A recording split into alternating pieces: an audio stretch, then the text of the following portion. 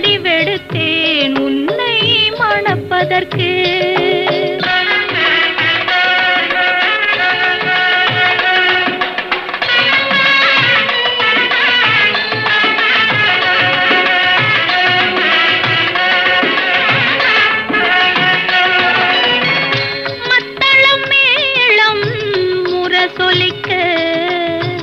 வரிசங்கம் நின்றாங்கே ஒலி இசைக்க,